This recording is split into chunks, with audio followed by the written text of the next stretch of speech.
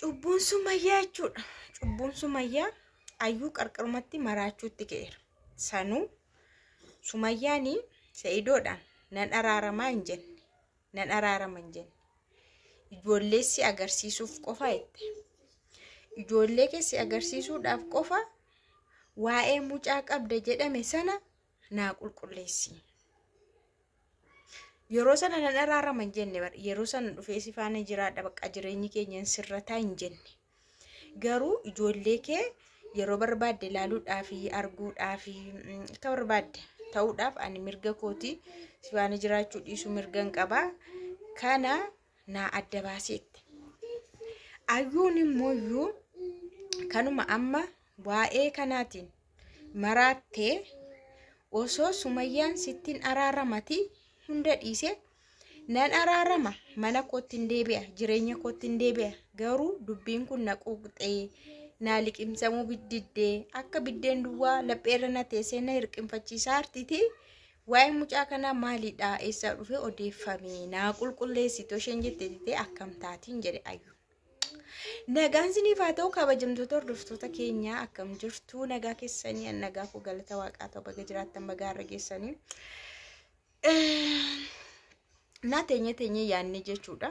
Namoonni tokko tokkorraas ilaalle yaada tokko tokkos ilaalle komantii tokko tokkos ilaalle dubbii asii fuunee achi fuunee na laallu baay'ee nama ajaa'ibaa jechuudha. Tokkoffaani ayyuun jechuudha. Yoomillee boqonnaan argattu. Really? Yoomillee nagaan argattu. Yoomillee hin gabbattu. Yoomillee hin furdattu. Lilmee godhatte lilmee dhiiste. Yoomillee hin gabbattu, yoomillee ittiin tolu, yoomillee gammachuu hin qabdu, yoomillee nagaa hin qabdu. Yoomillee gaa'ila hin qabaa jettee ija guutteellee hin dubbattu.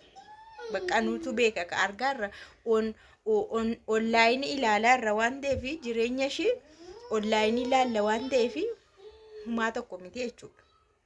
Humaa tokko miti jechuudha. Humaan argattu, humaan gammaddu, humaa laayifii ishiitti hin gammaddu jechuudha. Sa'idooni ijoollee isaa hamman gaafa lubbuun jiruutti human barbaadaa jedhe dura waadaa gale.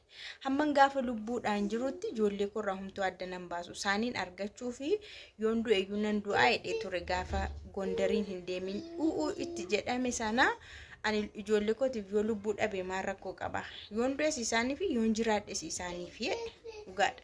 Namni kamuu ijoollee masaatiif jiraata. Ammas immoo jechuudha. Sumayyaan immoo Sumayyaan garuu asitti baay'ee jabaatteetti. Baay'ee jabaatte. Laal ijoollee maqofa ijaan Sa'idoon akka argee ijoollee isaa dubbisee ijoollee isaa yeroo yerootti arguudhaaf ulaagaa kana keessa jechuudha. Silaa ulaagaan kun kan barbaachisu yoo isheen araaramte dabar. Ijoollee isaa arguuf immoo kunoo waan barbaade ta'e ijoollee isaa arguu hin danda'u. Ijoollee isaa ilaaluu hin danda'u. Silaammaa isheen itoo Sa'idootti araaramuu barbaadde isheen ikkoo maa'ette anaan sargii ayyuurrayyuu kan hudheena qabe waa'ee mucaa kanaati. Sababni isaa sanuu quxisuu Jamiilaati mucaan suni. Quxisuu Jamiilaati mucaan suni. Na an haadha isheerraa dhimma hin qabu, haadha mucaarraa dhimma hin qabu. Haadha mucaa jireenya ishee jiraatti ta'uu danda'a barbaaddeessa waa jiraattu garuu mucaan sun dhuguma kan Sa'idooti moo kan Sa'idoo miti. Laal amma mucaan kun kan Sa'idooti yoo jedhame isheen ijoollee ishees ofii ishees xarree gootee adiraashaa ishee balleessuuf dhugaan siniin jedha Sumayyaan kanaaf kaate.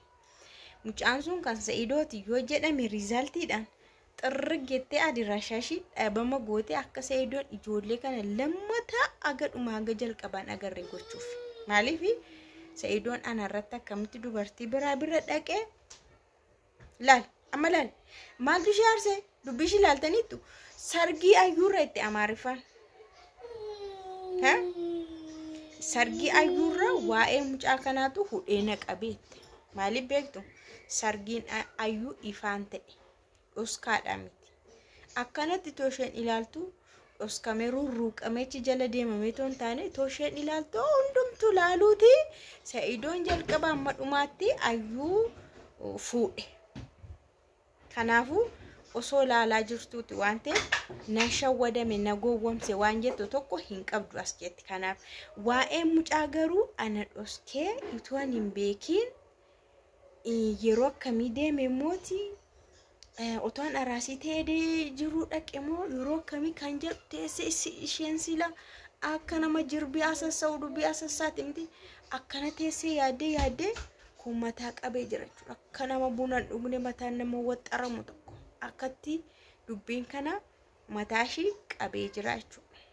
Yoo dhoskaadhaan mucaan kun gasaa ta'e ne ilaalaa taa'aa dhaggeeffadha. Dhuguma isheen yoo isheen bakka direesii ishee namni tokko iyyuu argatu. Cillit gootee ijoollees furattee Sa'iidoon quccedhee taa'aa jechuudha. Yoo immoo kan isaa miti ta'e immoo riizaaltiin kan isaan agarsiisu ta'e immoo ijoolleen sitti agarsiisaa jette. In araaramu ijoolleen agarsiisaa jette. Isin maal taajjabdan irree as keessatti maaluma taajjabdanii jirtu mee? Sa'iidoo yoo kan isaa ta'e Sumayyaatti hin araaramu yoo kan isaa miti ta'e Sumayyaatti hin araaramu. Sumayyaa faana hin jiraatu. Ijoollee garuu ijoollee nama yoo guddatanis ofii isaaniitiin abbaa isaanii arguu hin danda'u. Gaafa guddatan ofii isaanii dubbatanii ofii isaanii dhiphisanii cannaqanii haadha abbaa isaanii argu. Booda jechuudha akka barbaadanitti. Sanuu ijoolleen ishii immoo ijoolleen sun jechuudha. Miidiyaa kana sirriitti hordofanii waan isaan dabarsan waan durii kana sirriitti hordofu taana sirriitti abbaa isaanii daddafanii argatu iyyuuti. Daddafanii argatu. Maaliif ijoolleen kun ijoollee musliimaati. Baratanii guddatu. Seera musliimaa hunda baratanii guddatu. Seerri sun akkam akka eeyyamu inni hubatu. Yoo karaa kanaan akka carraa haa fuudhu malee abbaa isaanii sirriitti barbaadu dhugaan siniin jedha booda cabsanii isheenuu itti bara. Ijoolleen kun durbadha. Yoo of baranii daam abbaa keenya biratti guddanna baranna jechuuyyuu danda'u jette. Ijoolleen kana murteeffachuu kan danda'amu akka seeraatti waggaa 7 olittidha.